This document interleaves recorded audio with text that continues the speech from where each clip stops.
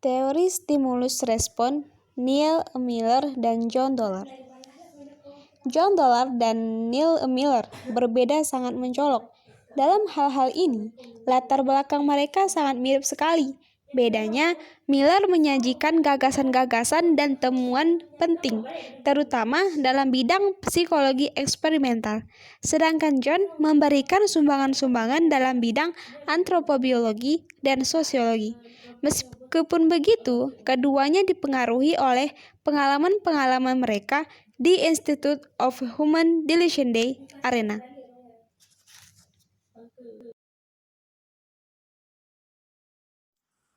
Struktur kepribadian. Kebiasaan atau habit adalah satu-satunya elemen dalam teori Dollar dan Miller yang memiliki sifat struktural.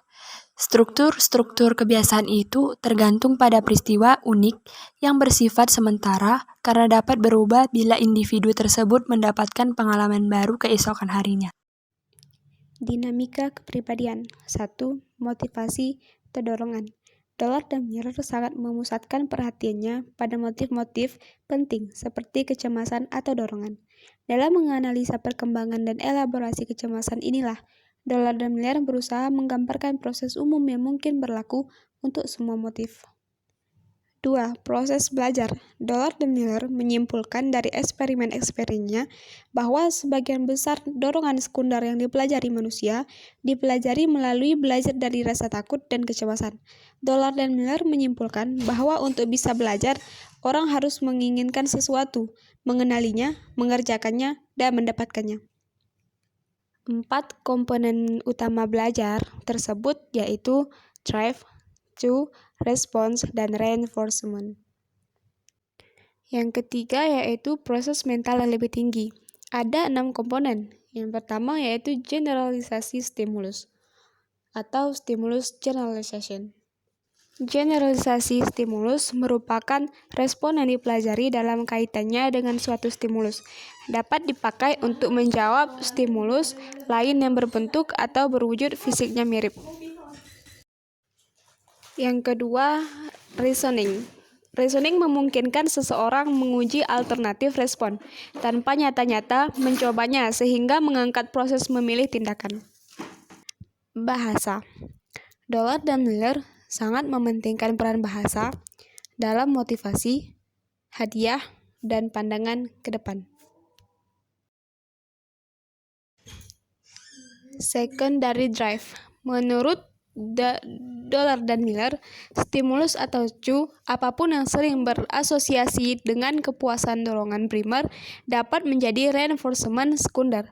Dapat dianalisis asosiasinya dengan drive primer, walaupun terkadang asosiasi itu begitu kompleks sehingga sukar ditemukan jejaknya.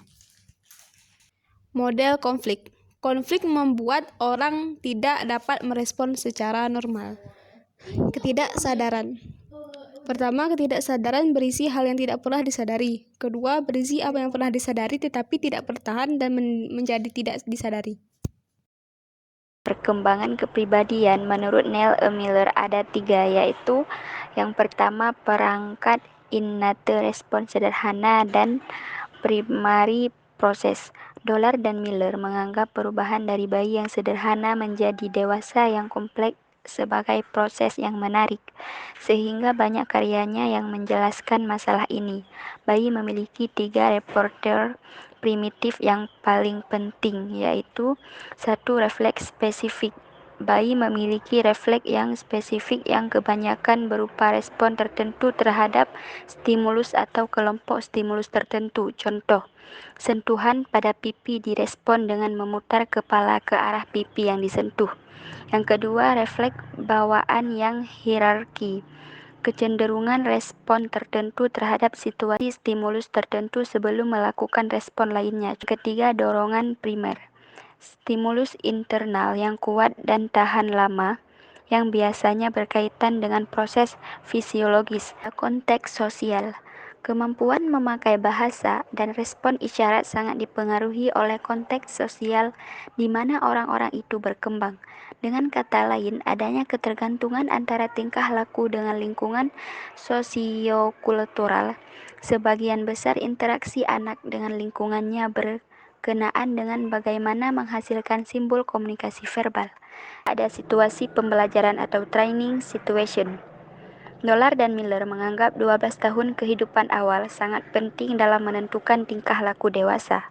Ada banyak peristiwa di mana konflik mental parah yang tidak disadari dapat timbul. Dolar dan Miller mengemukakan 4 hal yang mudah menimbulkan konflik dan gangguan emosi, yaitu 1. Situasi makan atau feeding situation merupakan situasi pertama yang banyak mengajarkan sesuatu. 2. Pendidikan kebersihan. 3. Pendidikan seks awal. 4. Pengendalian marah dan agresi.